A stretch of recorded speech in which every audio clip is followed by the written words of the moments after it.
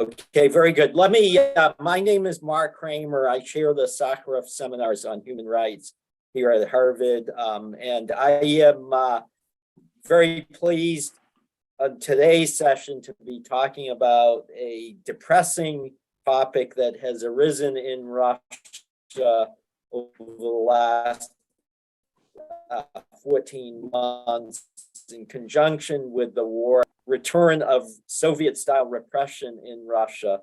It was already an authoritarian state, but it has gotten much worse over the last 14 months. Really a return to Soviet practices reminiscent of the Soviet era. And we are going to be talking about one particular aspect of that, but in this broader context, which is the attack on the legacy of the great Soviet dissident and human rights activist, Andrei Sakharov. And I am very pleased to have three excellent speakers here. As they will discuss, there has been a broad-ranging attack, not only on human rights in general, but on the legacy of Sakharov in Russia, which had been seen as relatively uncontroversial until recently, that Sakharov's memory was regarded as an extremely positive one. And that is something that has been among the depressing changes of the last 14 months. So the speakers, I will be introducing them in order, will be first Benjamin Nathans, a professor of history at the University of Pennsylvania, a top-notch expert on the Soviet dissident movement and is writing a definitive history of that movement.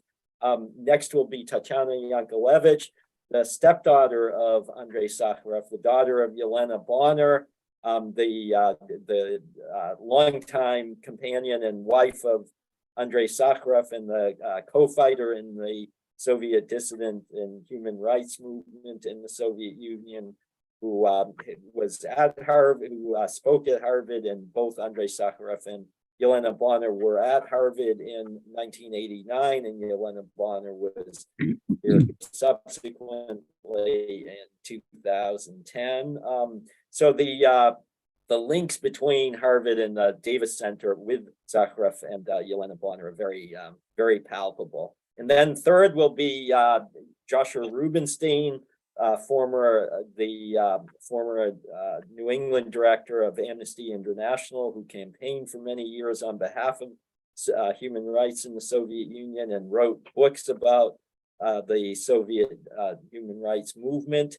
He is now the associate director at Harvard Law School for Major Gifts and is continuing to write books. Most recently, his book about the death of Joseph Stalin, and he is going to be speaking based on his own experience in working on Soviet human rights issues.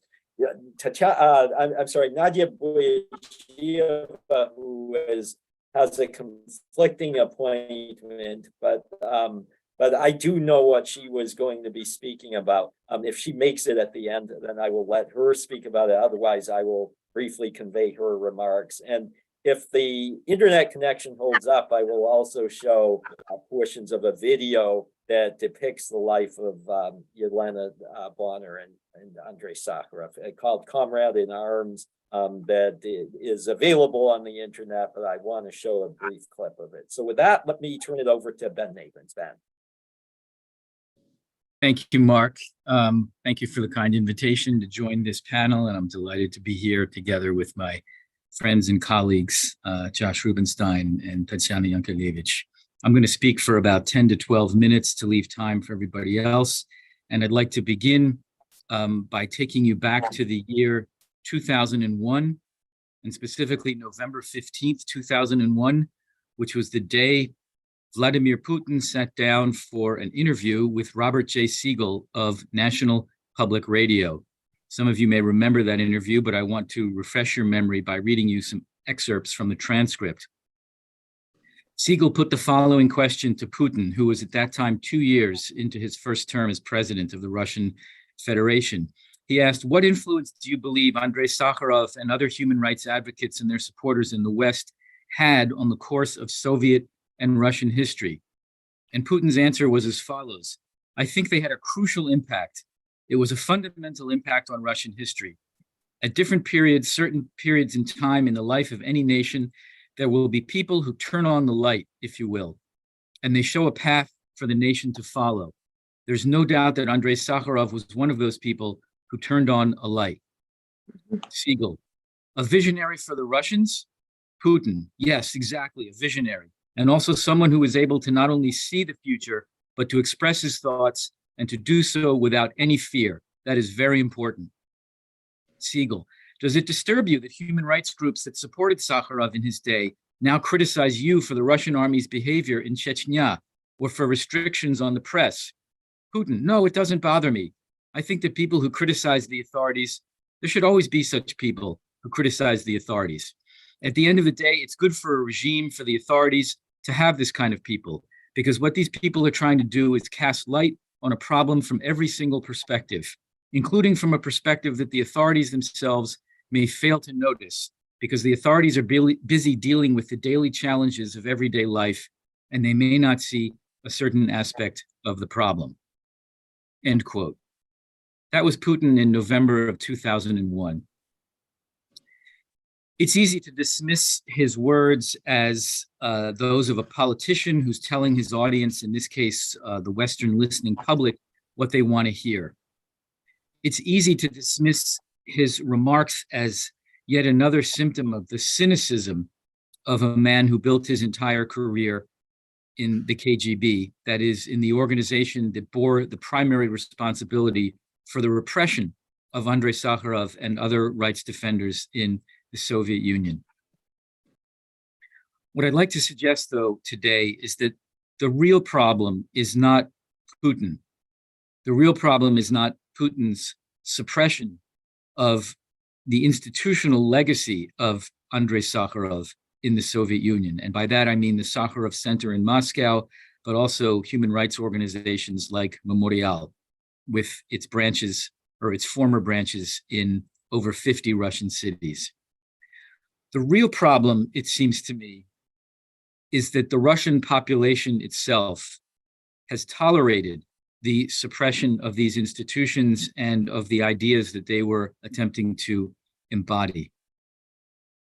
So despite the title of today's session, which invokes Putin's assault on the legacy of Andrei Sakharov, the deeper problem for me and the deeper analytical puzzle for us to struggle with is why the majority of the post-Soviet Russian population, and quite possibly the overwhelming majority of that population, has tolerated that assault and in fact may support it. Mark mentioned in his opening remarks that many observers are starting to wonder whether there's a return to Soviet-style repression of civil liberties. I want to remind you that the Soviet Union lasted a long time. It lasted 74 years, and there was quite a bit of variety in the nature of Soviet rule, especially between the first half in the formative Stalin years and the second half after Stalin's death in 1953. So it won't do to simply invoke Soviet patterns. We really need to be specific about the techniques that the current government may or may not be borrowing from Soviet experience. We're certainly not finding the kind of mass terror, mass executions, mass incarceration in the millions and millions of the Russian population in a way that would mirror what happened in the 1930s. We are, however, seeing jail sentences of 25 years that do harken back to the kinds of sentences that were imposed on political enemies under Stalin, much, much heavier than what we saw in the 1960s and 1970s, where even the worst sentence was almost never more than 10 years.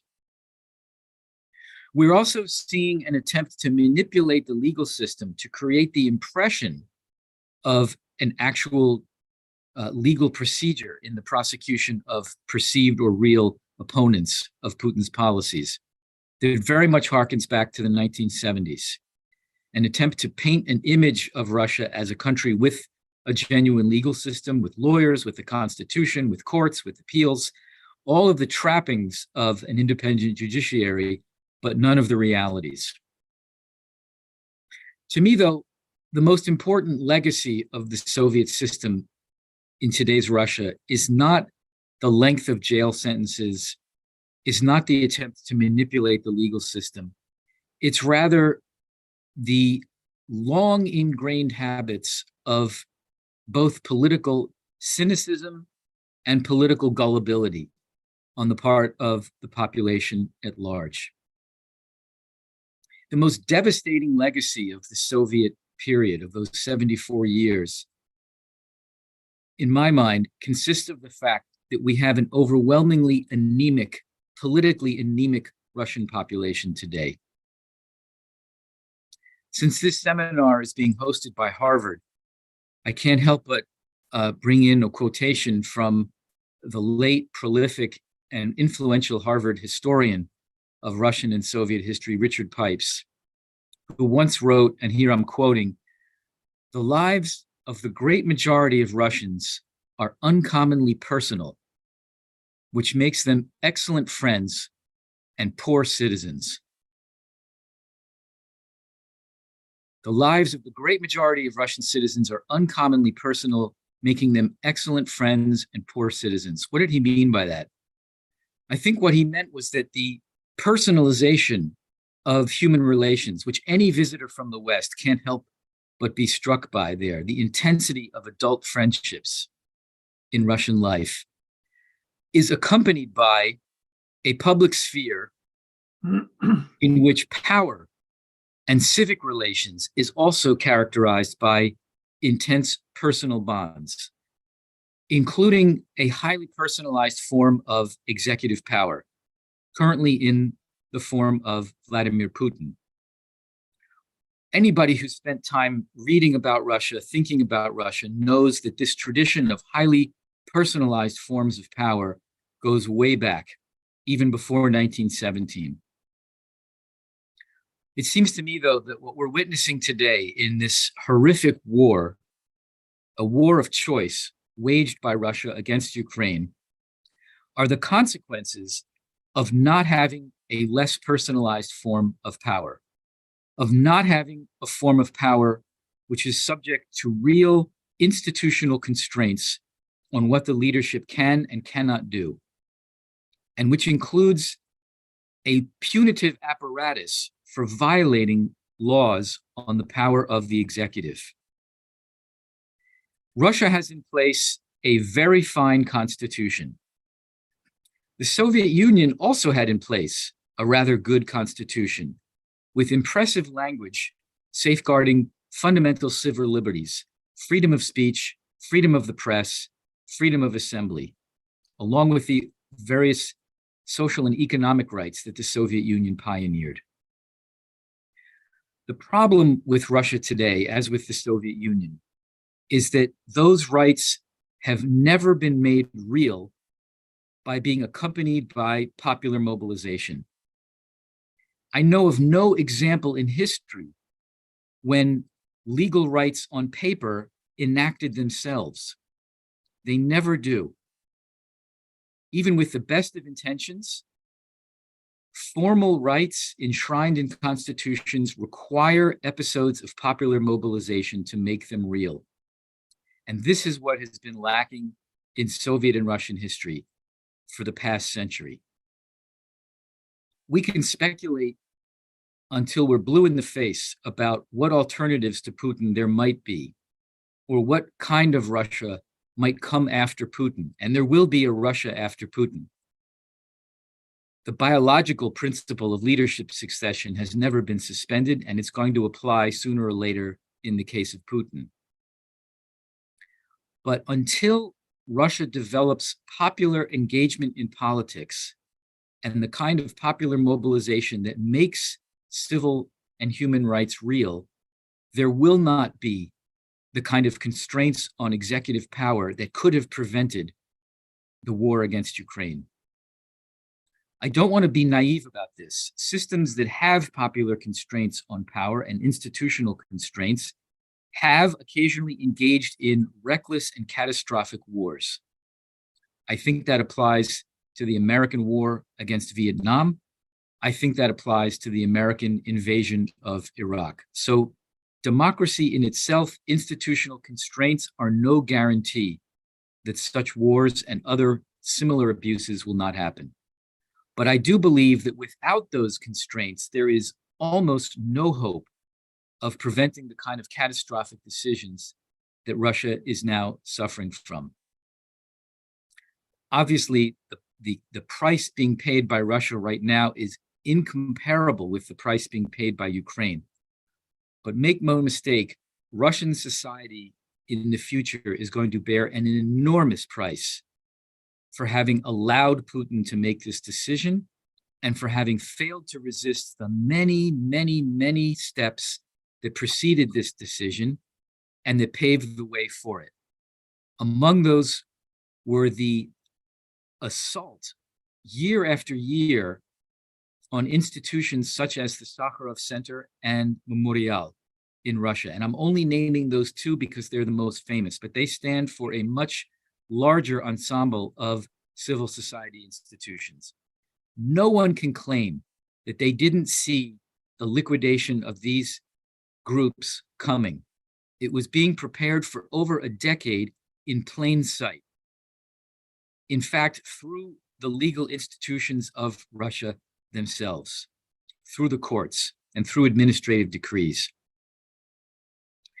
The reason why Sakharov's legacy matters more than ever in today's Russia is that he made the most eloquent case for why human rights were not just desirable, but absolutely necessary for the rational governance of a modern society, and that only a robust regime of legal rights protections could ensure, or at least create some kind of insurance for the public at large against its own government, not to mention the behavior of states vis-a-vis other states. It's very sad to register the fact that Sakharov's legacy is now probably weaker in Russia than it has been for the last quarter century. And I don't see any quick change to that situation. I don't believe that human rights alone will produce the kind of Russia that does not engage in these abuses vis-a-vis its own population and countries around it. But I do believe that human rights are an absolutely indispensable component of any credible solution to the problems that we find in Russia today. I've used up my time. Thanks for your attention, and I turn things back to Mark. Okay, thank you very much, Ben, for a very sobering presentation. Let me turn to, there was a brief period of public involvement in politics and even in support of democratization in the late 1980s, very end of the 1980s, certainly early 1990s, and continuing through the 1990s. But then, the real mystery is why that all disappeared. Was it simply a result of the economic upheavals that people experienced in the 1990s, and so they associate that with democratization, which seems to me a cop-out for the majority. But regardless, let me, so that seems to me the real mystery is why people, after having experienced the great benefits of involvement in politics, suddenly reverted to what had been the norm. So let me turn to Tatiana.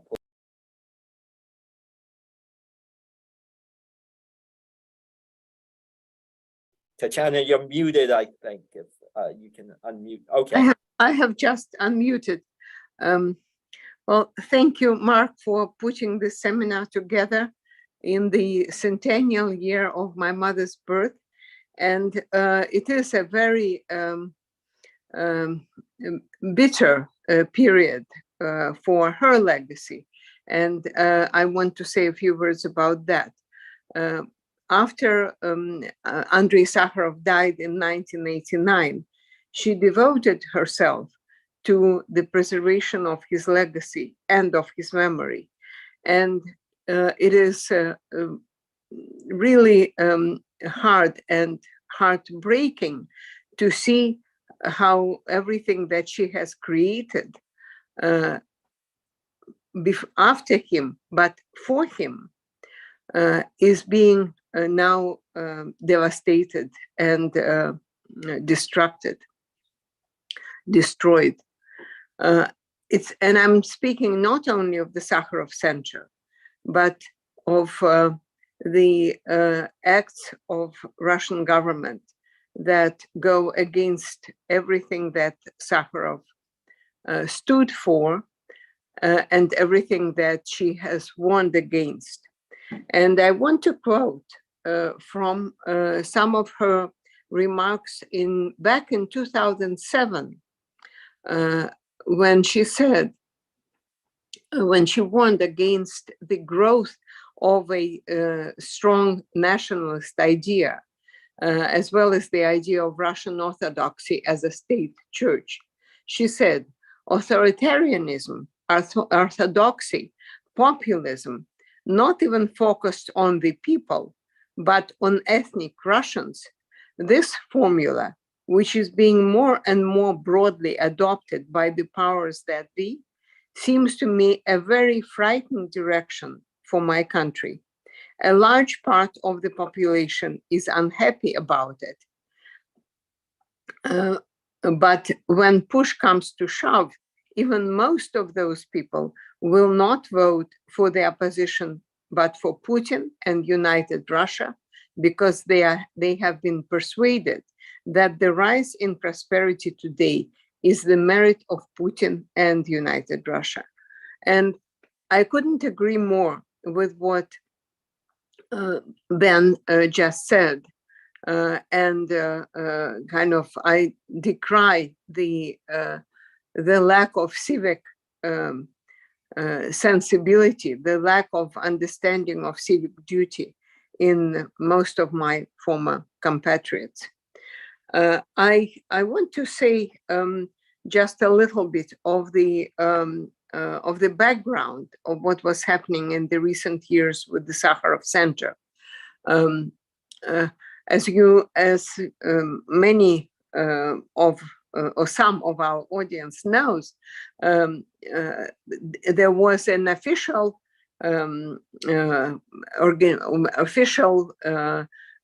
committee that was created on the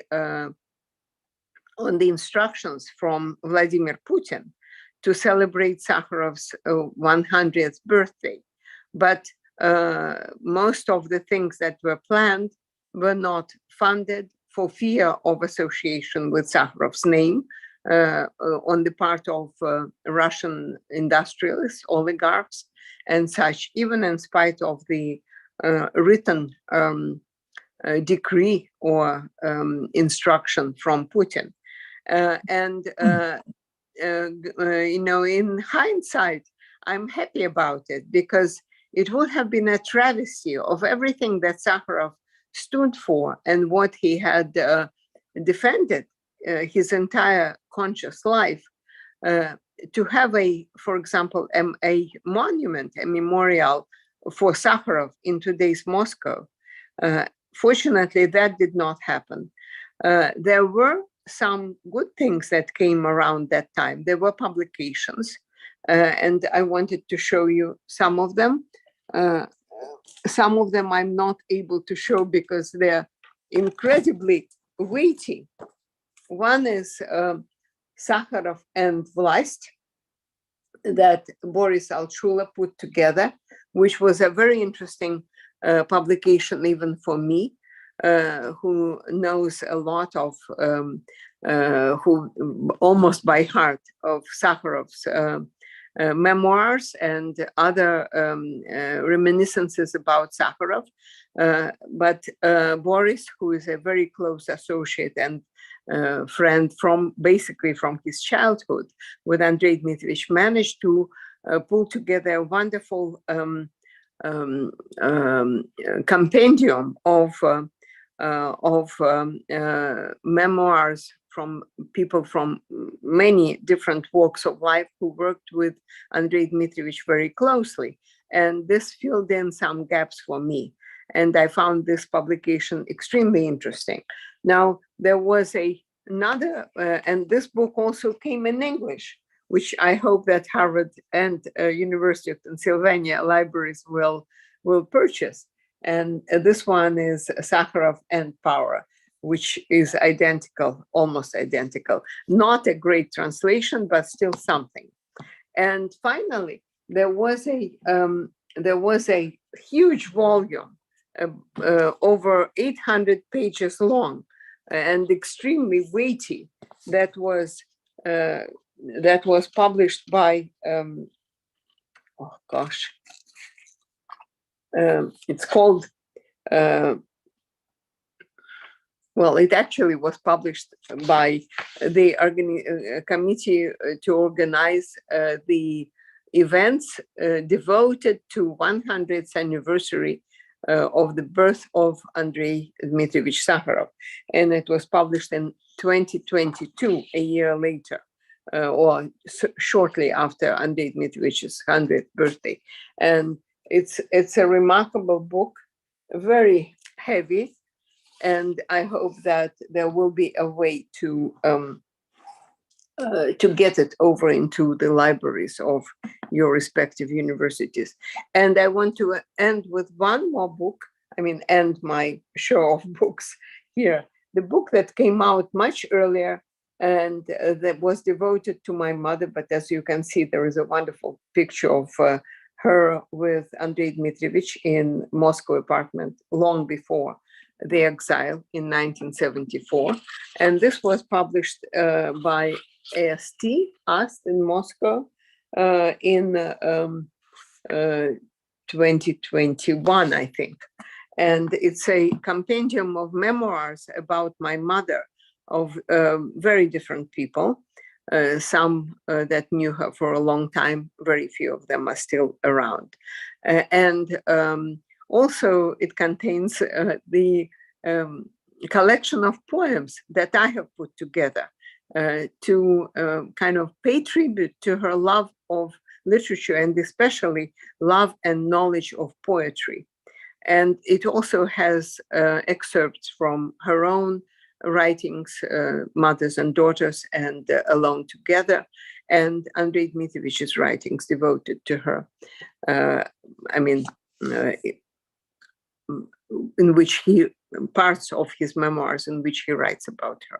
So to go back to what we have now, there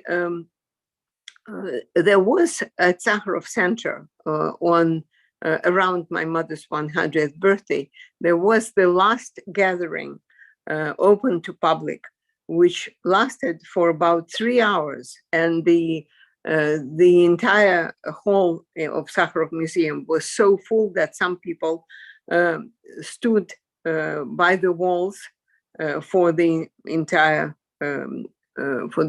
time. There was no place to sit. And prior to that gathering of friends and people who remembered her and people who had things to say about her, there was an opening of an exhibition in their exhibition hall, which was devoted to my mother's life, events, accomplishments, and that was extremely well attended. And it looked like the end of the era. It felt like the end of the era, both at the exhibition and at the center during the meeting. It is extremely heartbreaking to see that everything that she has been able to put together with such remarkable effect and dedication is now out on the street. But I'm happy to say that the archive of the center and the Andrei Sakharov archive that used to be in the apartment given in gratuitous use to the Public Commission for the Preservation of Sakharov's Legacy, they are safe. I'm not going to go into any more details, but I want to use this opportunity to reassure our listeners and you all of you, that they are safe. What lessons can we draw from this remarkable debacle, this remarkable destruction, this devastation that we are now seeing in the public sphere in Russia? I think that Ben's prognosis is very apropos, and it is very sobering, as Mark has said. But we need to be sober to be able to accomplish anything to preserve the memory and the legacy of, let me put it without false modesty, of both my parents. And we have to stop seeing what we desire as something that we have achieved. And as I said at the gathering remotely, I took part to open the gathering at the Sakharov Center, which was the last event in their history. I said that to my mother's life, I could think of like 3 epigraphs, and one of them was a line from the song by Bulata Kudjava, not devoted to my mother, but I think very appropriate to remember now, to recall now. In Russian, it says, "Медведь и врать необученная." So we, in English, that would be someone who has not learned to be tardy, to procrastinate, and someone who has not learned to lie. And I think that fits my mother's personality very much. And these are 2 things that we need to adopt as a motto of what we are doing. We have to be realistic. We have to be sober. We do not have the luxury of lying to ourselves, or for that matter, to anybody else. And we not have the luxury of just sitting there, folding our hands and doing nothing. I know that my mother would definitely, in spite of her very realistic outlook, some would say very pessimistic outlook, in spite of that, she would not be idle. And that's what I think we should not be now. Thank you. Okay, thank you very much, Tatiana. Let me turn finally to Josh. Yes, everybody, thank you. Thank you for inviting me to participate. Like Ben, I was thinking of referring to Vladimir Putin's remarks about Sakharov in the fall of 2001. Let me add to Ben's commentary that his remarks came in the weeks and months following the attacks of 9/11. And that was a time when Putin was reacting very positively and very helpfully to President George W. Bush and the United States in the initial reaction and response to that horrific day. So it was a moment of cooperation. And so it was only natural that when he was asked a question about Andrei Dmitrovich, that he would respond positively, because there was a moment of such cooperation and, I would say, common resolve after the attacks of 9/11. But I also want to point out certain distant parallels between the treatment of by the regime of Sakharov over the years and a certain evolution in Putin's own policies over the past decade or more. Keep in mind, the regime was very deferential toward Andrei Dmitrovich, even as he was becoming more and more outspoken and public in his dissent. By the early 60s, he'd already crossed swords a little bit with Nikita Khrushchev over the issue of nuclear testing, but still the regime did not in any way punish him or withdraw his privileges. And there was a moment in March of 1962 in the Kremlin when Andrei Dmitrovich received his third Hero of Socialist Labor Award. And he quoted what happened when Brezhnev saw him in the Kremlin. Brezhnev darted out of a side corridor and greeted me effusively, taking both my hands in his and shaking them without letting go for several seconds.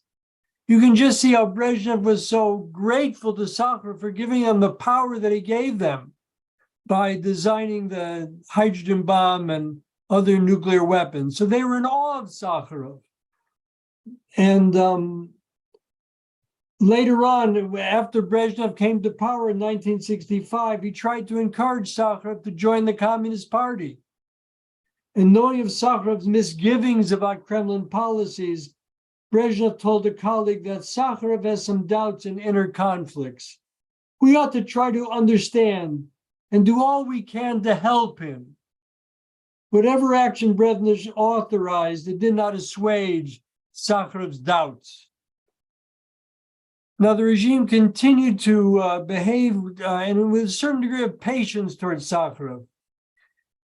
In 1966, he signed two major petitions at that time with other important figures in Soviet culture against Article 191 and against the possible rehabilitation of Stalin at the Party Congress in 1966. And even after his first memorandum, Progress, Coexistence, and Intellectual Freedom, only then was he deprived of his security clearance, but he retained his position as a researcher and an academician. And in 1968, after the famous demonstration in Red Square, Sakharov was able to call Yuri Andropov and appeal on behalf of the defendants and get Andropov's obviously cynical response that he shouldn't worry that the sentences would not be too severe. But the fact is that Andropov felt the need to receive Sakharov's phone call nonetheless. Finally, when Sakharov, at the height of the attacks on Solzhenitsyn and Sakharov in 1974 and 1975, when there was a lot of pressure on the regime from Western communist parties, in the book, The KGB File of Andrei Sakharov, we have a very unusual memorandum from December 75, where Andropov had to reassure the Politburo that the time had not come to relent on the repression, that there was too high a price to pay if they were to relent on that repression. And let me just quote that because it kind of parallels the kind of logic we see in Putin's regime now. Andropov outlined for the regime, for the political leadership, the number of people who were in jail under various political articles, numbering in the hundreds and the thousands. But from the foregoing, Andropov reported, it follows that a renunciation of active measures to terminate the politically harmful activities of dissidents, in quotation marks, and other hostile elements, as the French and Italian comrades want, could be fraught with the most serious negative consequences. It is impossible to make concessions of principle on this question, since these would inevitably lead to further unacceptable demands on us. So Andropov is essentially saying, look, we're not ready to have bourgeois liberties, because if we ever introduce them, it would compromise our power. And the last thing we can do is compromise our power, our authority in this country. So that was always the logic of the regime. Now, when did they finally lose their ultimate patience with Sakharov? That came over the winter of 1979-1980, after the invasion of Afghanistan, when Sakharov not only denounced the invasion, but called for supporting a boycott of the Moscow Olympics. So it was the context of war, of this kind of conflict, that gave the regime both cover and initiated the most systematic crackdown in general on the human rights movement throughout the early years of 1980, through the death of Brezhnev, the accession of power of Andropov, the Chernenko, leading up, of course, to Gorbachev's coming to power in early 1985 and all the changes that ensued, that there was the context of this war, of the West losing any political and economic leverage over the regime, that led the Soviet regime at the time to finally touch Sakharov personally, something it had resisted doing for more than a decade. That there was something about the war, about any war, that always leads to these kinds of compromises. And of course, we see it all the more strongly in a dictatorship like the Soviet Union, but we shouldn't be apathetic on this point. After all, the United States imprisoned Eugene V. Debs in 1918 for his denunciation of US entry into World War I. So you don't have to be an authoritarian regime to use the context of a war to take these kinds of measures. Now, I think I'd like to close by reminding everyone that this crackdown has many individual victims. I think in light of Sakharov's own preference for always calling to mind the names of individual dissidents, the way he did during his Nobel Prize lecture that Elena Bonner read in December 1975, we should remember that there's a host of victims now in Russia today for speaking out against this invasion and for trying to exercise their individual rights. There's the case of Mikhail Yosilevich in Nizhny Novgorod, who founded satirically the group called the Pastafarians, which Amnesty International translated as the Church of the Flying Spaghetti Monsters. And he's been imprisoned in Nizhny Novgorod. There's the case of Irina Slavina, who died by self-immolation, also in Nizhny Novgorod, a very tragic case. There's the case of Alexander Skochilenko in St. Petersburg, who's facing a trial and imprisonment. And then there's the Alexander Skochilenko. And what was her crime? She was swapping price tags in supermarkets for anti-war slogans. A very modest way of exercising her freedom of speech and protesting the invasion of Ukraine. And she's facing imprisonment. And I think we should also mention Evan Gershkovich, the reporter for the Wall Street Journal, who is part of this repression. It's not since Nicholas Danilov was arrested in the mid-'80s have we seen the arrest of a Western journalist in Russia. And there's no doubt it was this war that's giving Putin a greater I would say, room to maneuver, knowing that the West simply has no more economic or political leverage on him in the context of this war. And finally, let me close by reminding everyone of the trial going on in Moscow today of Vladimir Kara-Murza, certainly one of the most outspoken dissidents of the current era, who twice survived poisoning by Putin's regime, one of the favorite methods of repression. And let me recall his remarks, which were printed in the Washington Post yesterday. But I also know that the day will come when the darkness over our country will dissipate, when black will be called black and white will be called white, when at the official level, it will be recognized that 2 times 2 is still 4, when a war will be called a war and a usurper, and when those who kindled and unleashed this war, rather than those who tried to stop it, will be recognized as criminals. This day will come as inevitably as spring follows even the coldest winter, an ottepel, to use a favorite phrase. And then our society will open its eyes and be horrified by what terrible crimes were committed on its behalf. From this realization, from this reflection, the long, difficult, but vital path toward the recovery and restoration of Russia, its return to the community of civilized countries, will begin.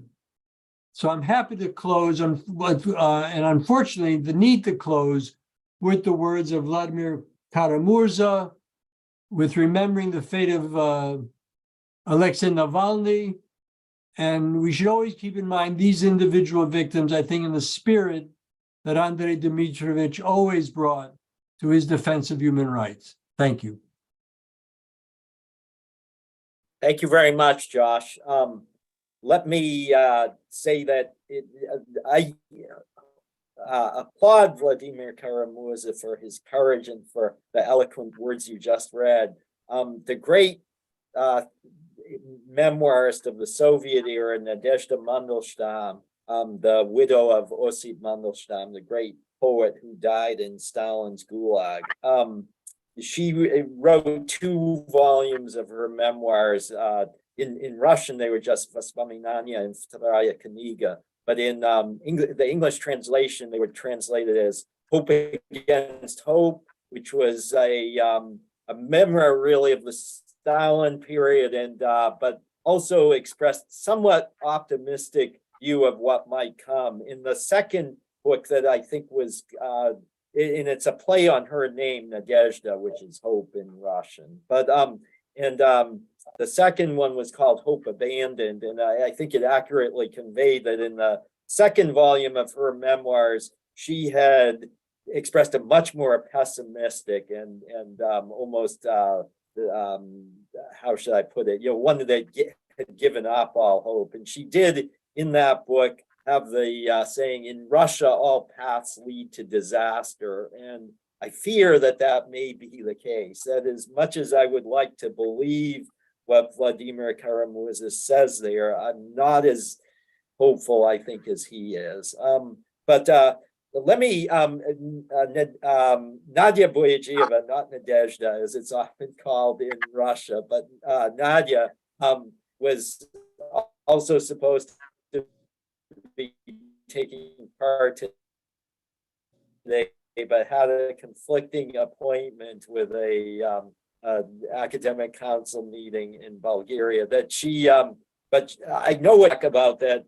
Despite all of the problems in Russia, including with Sakharov's legacy and the lack of public concern, evident public concern about it, she was going to be saying that in Bulgaria, the view of Sakharov is quite different, that as a result of Bulgaria's, apparent result of Bulgaria's accession to NATO and the European Union in 2004 and 2007, there are now streets named after Andrei Sakharov, major streets in both Sofia, the largest capital and largest city in Bulgaria, and in Varna, the second largest city, that there are major streets now named after Andrei Sakharov. I own an apartment actually that is a very short distance from Andrei Sakharov Boulevard in Sofia.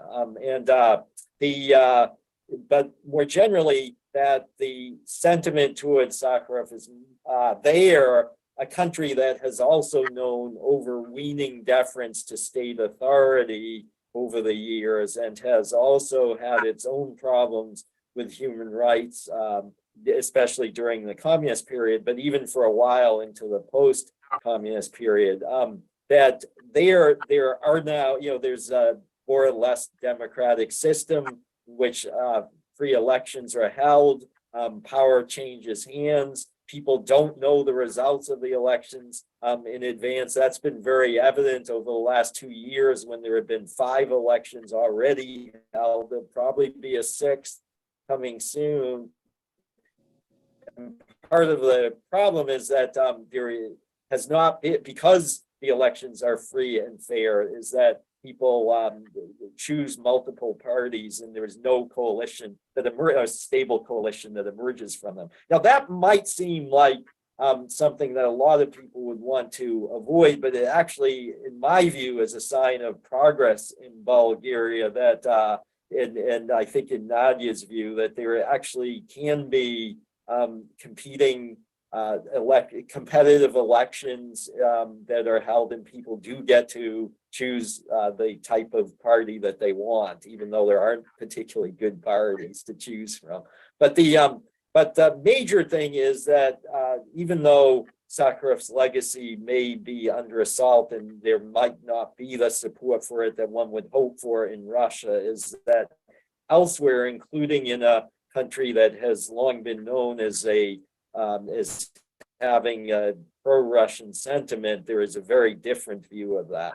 The war itself over the last 14 months has certainly had a very major impact in Bulgaria and has resulted in the lowest favorability ratings for Putin in the entire over the last 23 years. So even though the war has caused a dismaying turn of public sentiment in Russia itself, is that it's had the opposite effect even in a country that had been seen as pro-Russian. The only country in the Balkans that has been separate from that is Serbia, where Putin is very popular. There is strong pro-war sentiment in Serbia, even though the Serbian government itself has been more ambivalent.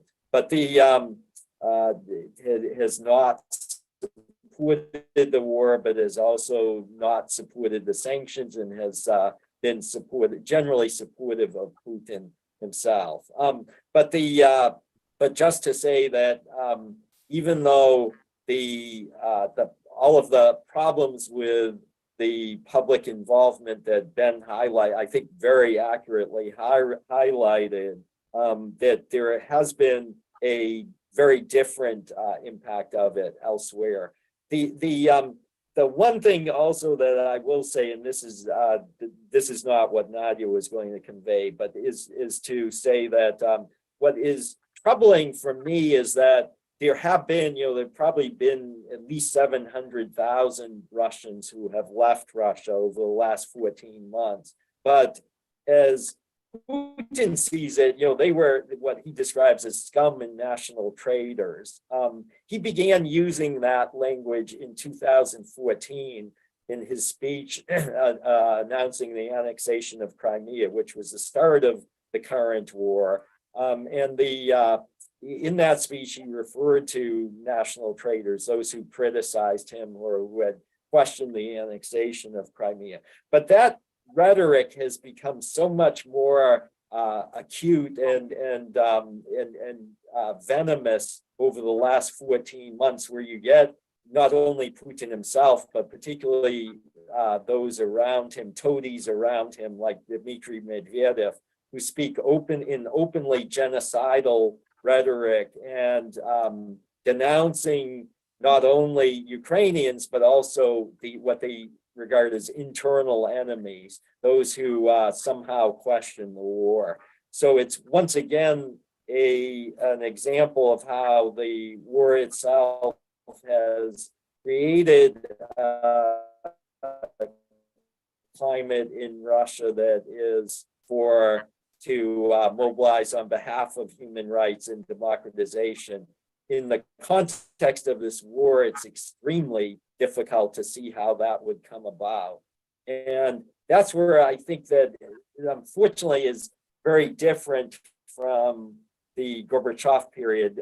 Gorbachev had come into office initially willing to give a year or so for the military to turn things around in Afghanistan, but then had committed himself by November of 1985 to pulling out. And that in the context of a war that was winding down and had come to an end by February of 1989, public involvement and the context of a war was gone. So public involvement was much greater, and you had incidents like January 1990 in Lithuania and Latvia, where there were hundreds of thousands of Russians who took to the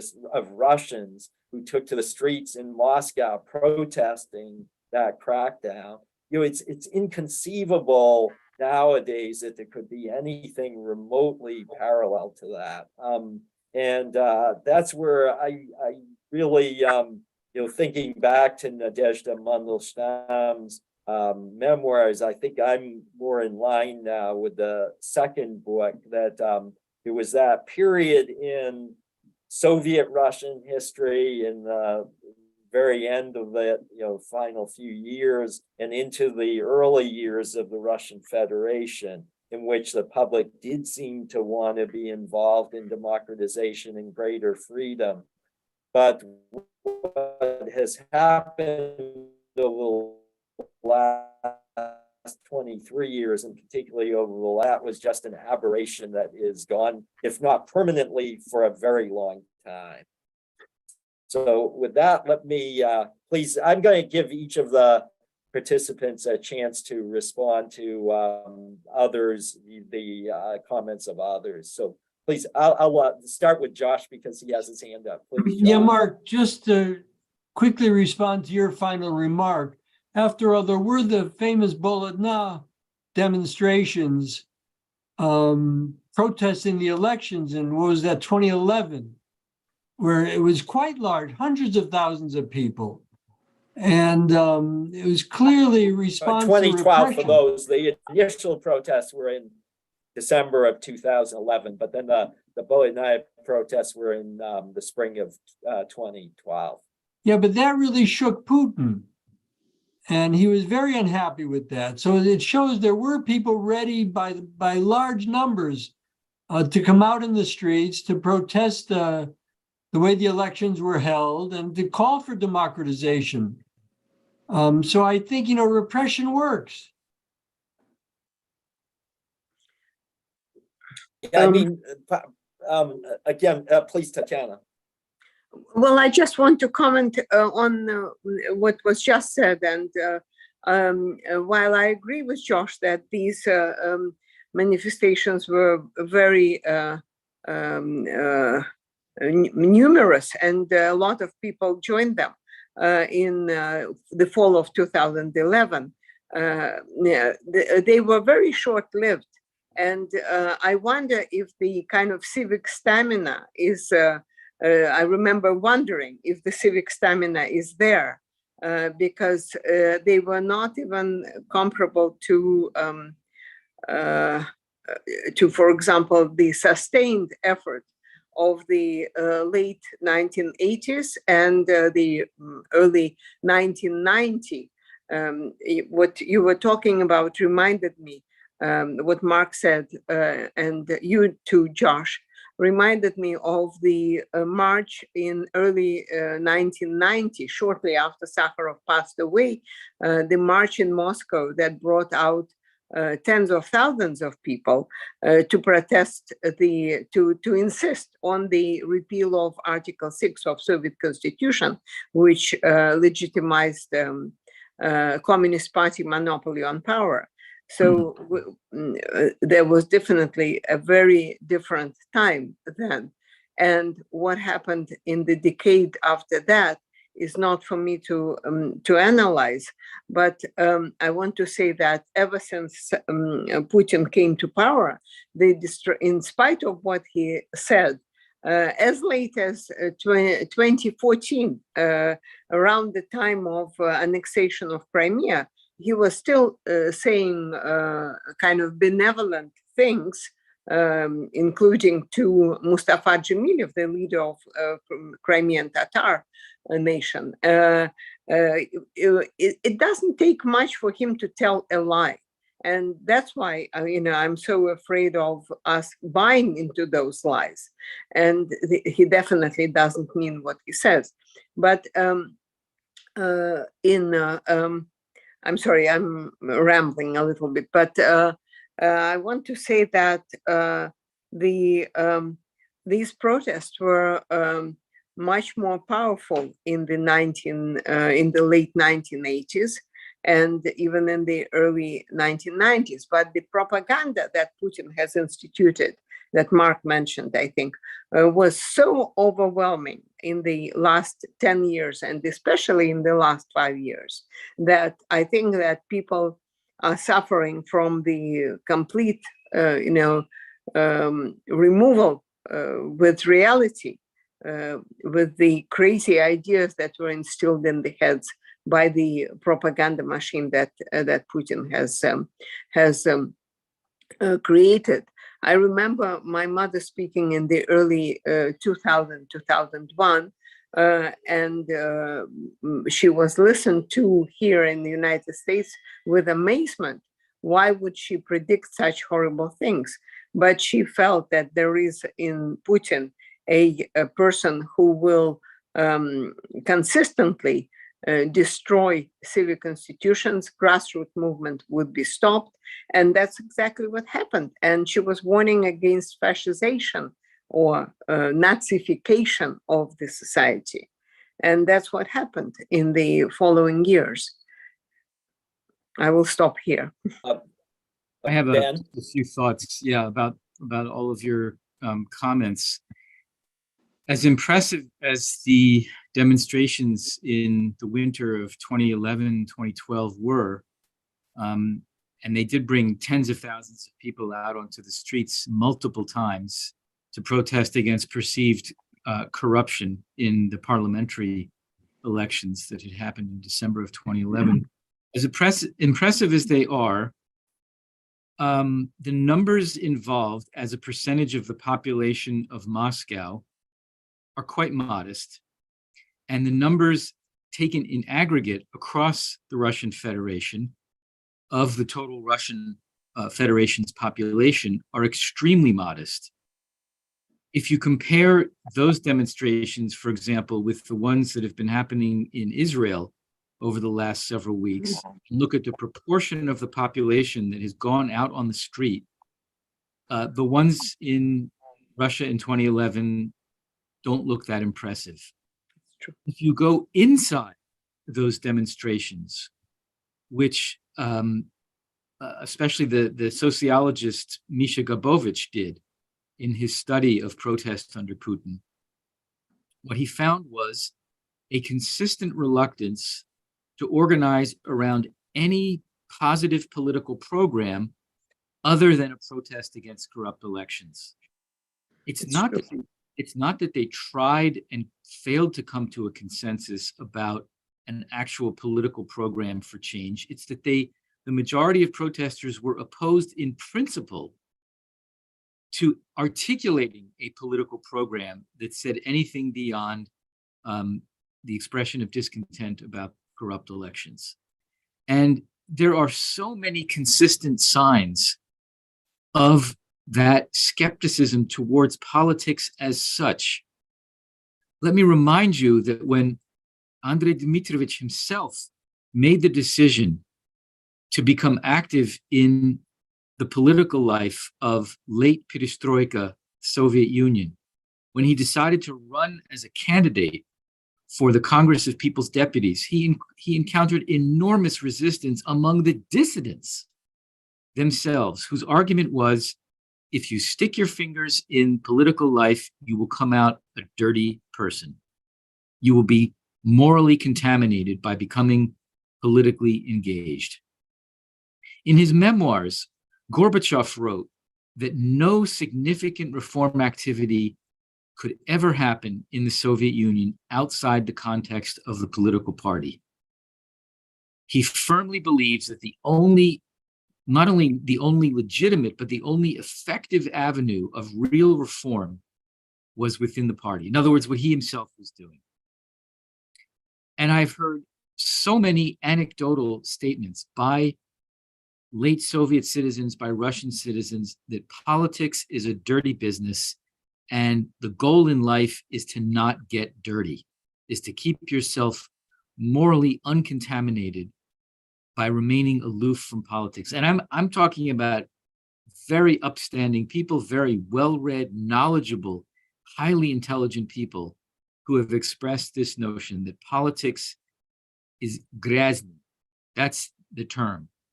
And I really believe that until we understand this deeper allergy towards political engagement, the contempt for it, the fear of it, the sense of disgust at getting involved in political life, I don't think we'll understand the political or the apolitical behavior of the majority, the vast majority of the Russian population. And, people who used to study what they called transitology, which was a silly name for a field that thought it could come up with patterns of how different countries make the transition from Soviet to democratic forms of governance.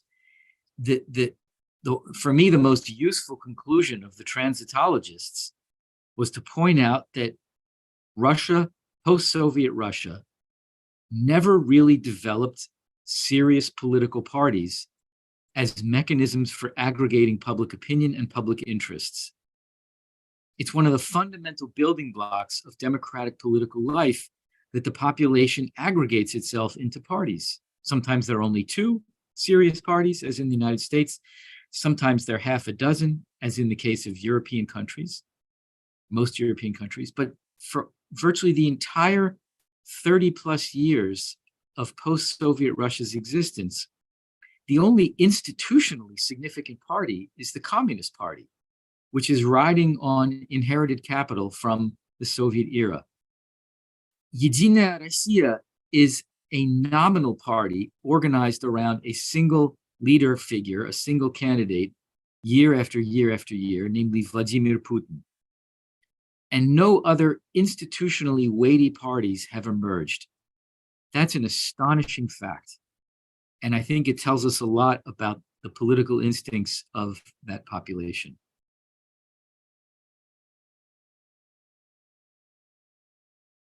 I'd like to also let me just say, Mhm.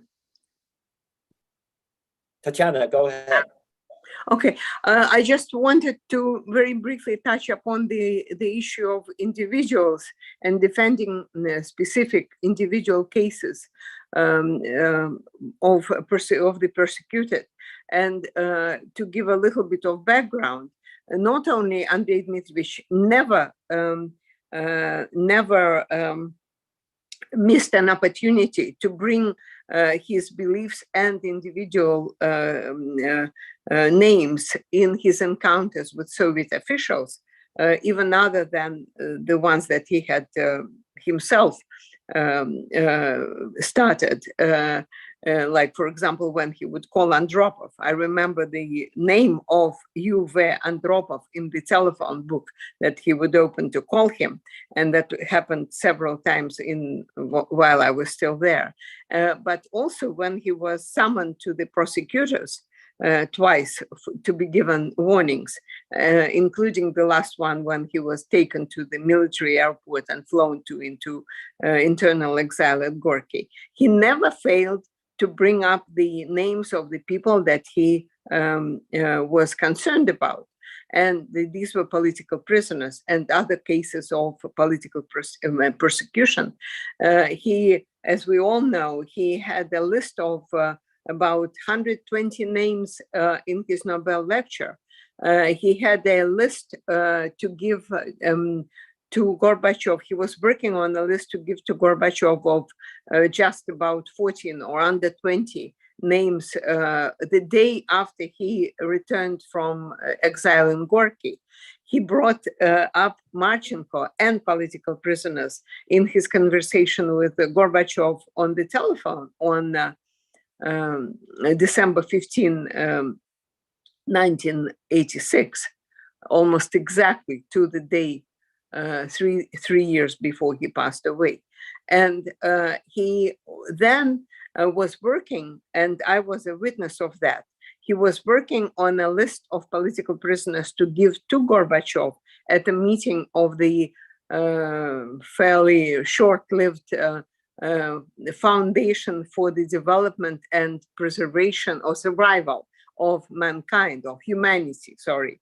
And I was there in the kitchen, in my mother's kitchen, taking pictures of 4 people who were going over the list of paper, sheets of paper with the list of political prisoners to be given to Gorbachev next morning. I took pictures of Kovalyov, Sakharov, Bonner, and Bogoraz in that order. The 4 of them. It's now a historic photograph and very few people, including the Memorial people, knew what they were doing, what they were looking at. And these were exactly the lists that were to be given, and were in fact given to Gorbachev the next morning. So today we have a list of people, some of whom are very well known, like Volodya Karamurza and Ilya Alyashin and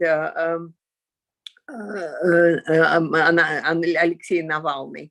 But there are many, many more people who are incarcerated for infinitely less important offenses than the ones that were committed, in parentheses, by the likes of Sakharov, Kovalyov, Velikanova, and all the other dissidents of the Soviet era. And I feel a terrible nostalgia for those times, for those, as we used to call them, vegetarian times that came after the thaw, after the Stalin terror. And those vegetarian times, you know, in those times, people like Kovalyov would receive what was considered an absolutely monstrous sentence of 7 + 5, 7 years of labor camp plus 5 years of exile. Now we are looking at Ilya Yashin, for practically nothing, received a term of almost 9 years. And I won't even go into the case of Volodya Karamurza, because for fear of just breaking down and crying, because what he is facing is not a 25-year term. He is facing a death sentence, because with his health and what he has gone through, Mark has mentioned 2 poisonings, or Joshua, you have, and every effort of the system to erase him from this face of this earth. Now, I truly am at a loss of what can be done.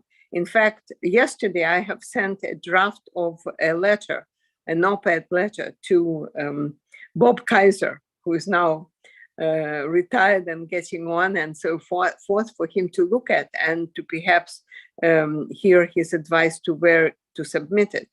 And I recall the times in the 1980s when Washington Post had a regular editorial column, which I only later learned was written by Meg Greenfeld.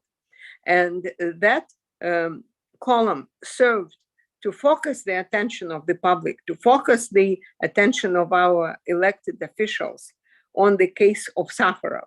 And it helped keep my parents alive, but even more importantly, it kept alive the scale of moral reference and the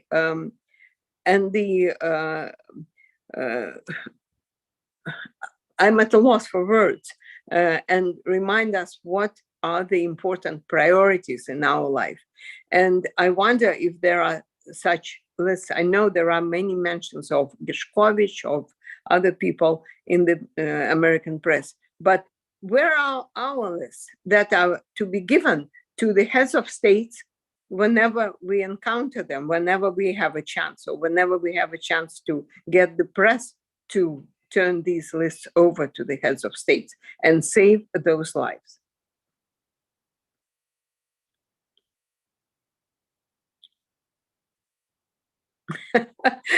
You're muted.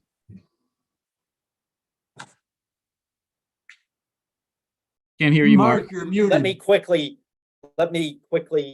sorry about that, I was muted, very quickly mention that with regard to political parties, I fully agree with what Ben said, but I should note that Russia is not unique in that regard, that there have been countries in other former, that there have been countries that used to be under communist rule that have also not had well-defined parties emerge, yet have become democratic.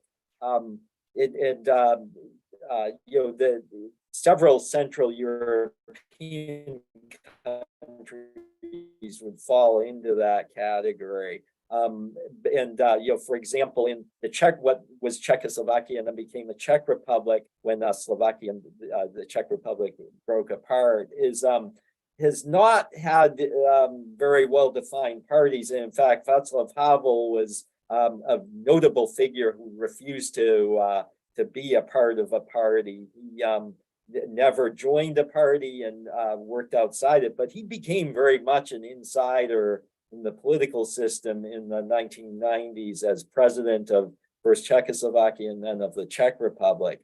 But he never, how should I put it? He never really was welcomed into it the way someone who had been a member of a party might have been or fully integrated into it. And so ultimately Václav Klaus and his cynical and avaricious view of politics. So there have been countries that have become democratic and have certainly not engaged in genocidal wars that have also not had well-defined party structures. So that is a very important part of the problem in Russia, but it's not the greater problem is this overweening deference to state authority. I mentioned before, in January 1991, in February 1991, there were those huge demonstrations in Moscow, and those were Russians taking part in those demonstrations in support of, first of all, against the crackdown in the Baltic states, and then in support of democratization in Russia and a return to a more democratizing path, which Gorbachev had turned away from for a while in the first few months of 1991. So I became, very hopeful about what was coming because the public seemed so committed to democratization. That began to fade fairly quickly in Russia after the breakup of the Soviet Union and into probably the first couple of years. After that, though, with the elections in December of 1993 and then the war in Chechnya, which did bring out public protests, but again, there wasn't the level of public opposition that certainly you have seen in other countries, for example, against the Vietnam War in the United States or against the Iraq War in many countries. So it began to make me wonder whether Russia was returning.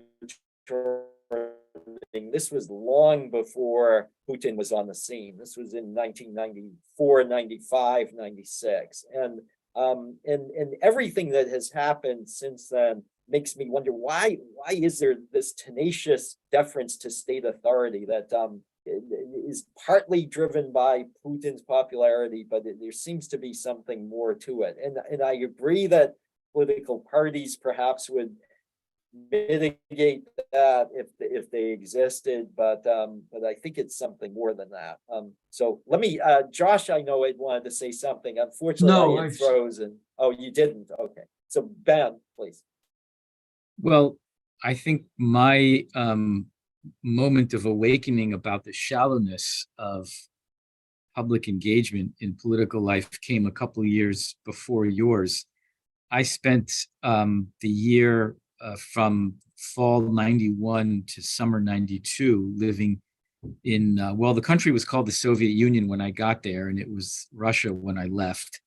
But I made a point of talking to as many people as I could in the spring of 1992, whenever I found someone who had participated in the anti-coup demonstrations, which, as you'll remember, brought out enormous crowds in both Moscow and Petersburg and other major Soviet cities to protest against the so-called Committee for, forget the exact name, but it was the emergency, the state of emergency.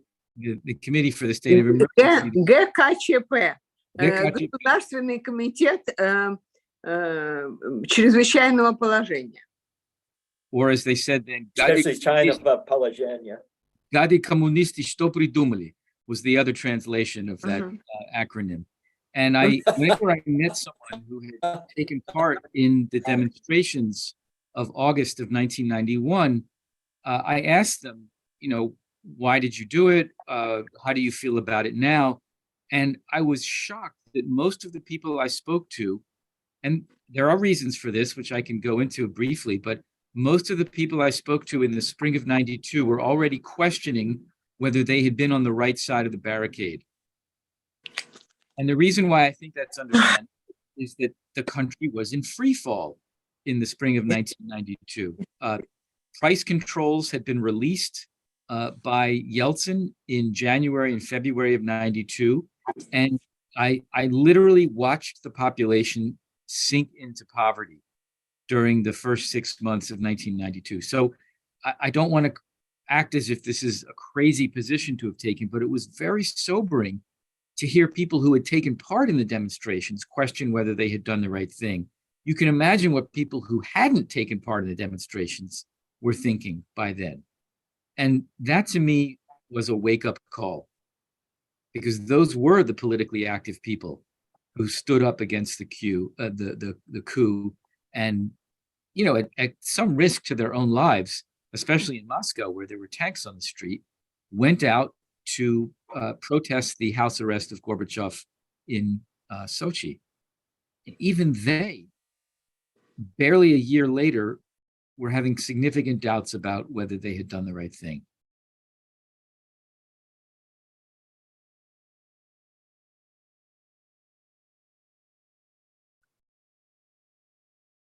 So Tanya spoke of the need to be sober. I'm trying to be sober, but it's not, I fully recognize that it's a very negative picture that I'm giving here.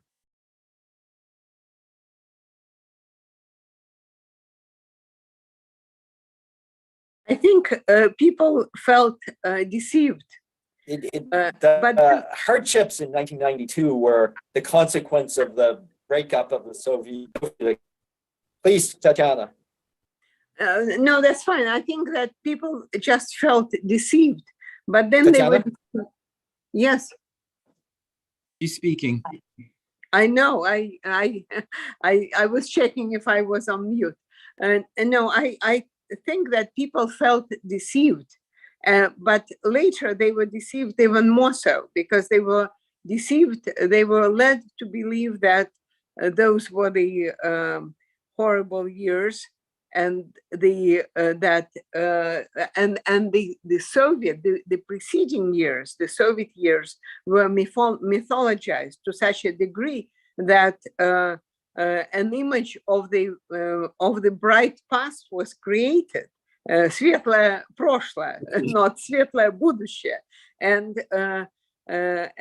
this kind of deception was going on a grander and grander scale. And I'm sure there are some historians of propaganda who could follow through the increasing levels of lies and deception and more mythology, and then a creation of the propaganda machine that we have known for the last 5 years, that has driven people to extreme ideas, extreme concepts, and in some cases even to literal insanity. There were cases when people about whom their neighbor said never switch the television off would create horrendous acts of murders, because they felt that enemies were everywhere and better they kill their wife and children than let the enemies do it. Obviously, these were extreme cases where probably there was some mental health issues that preceded this type of conclusions, but they are not uncommon. So you can, for example, if I watch Fox channel for more than half an hour, I come away with a terrible feeling even if I don't share the views that are espoused by the channel, I come away extremely angry, very unhappy, desperate.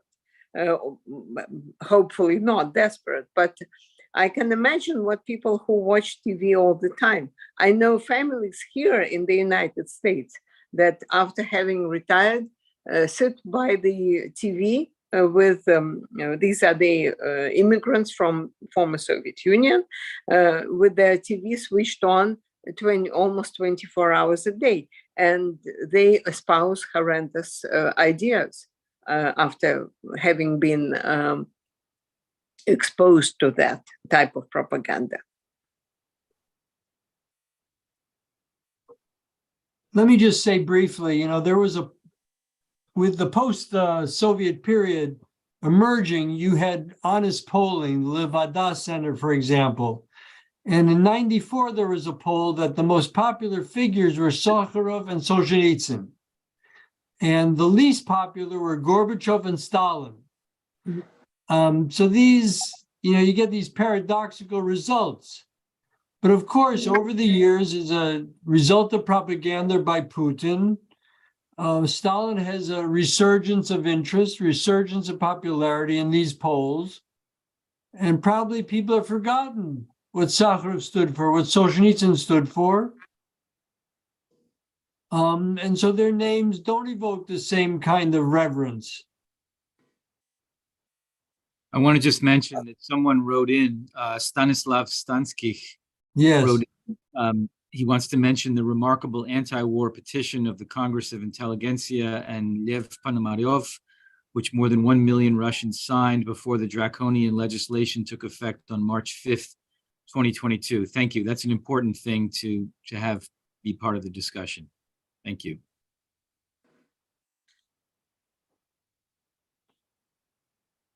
Where is Lev Ponomaryov these days?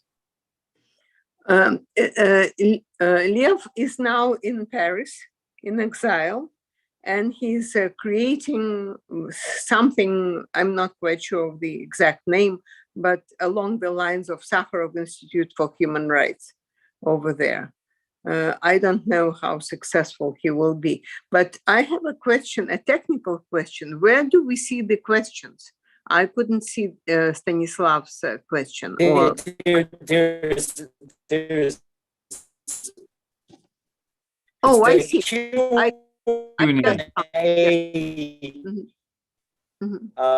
Box at the bottom, Tatiana. Yes, I found it. I found it, but Stanislav says that chat is disabled. So whatever other. Unfortunately, my internet connection is not holding up.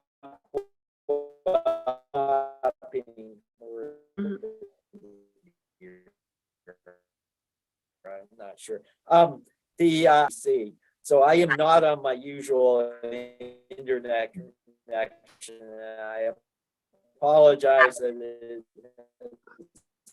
been shaky throughout the seminar. We are at the end of our time, and I would like to thank all the participants on their seminars about it in the fall. I'm very pleased and want to thank everyone for taking part. With that, the seminar is closed. Thank you. Very good. Thank you. Thank you very much, Mark. I hope we can have a more exhaustive another meeting to look at the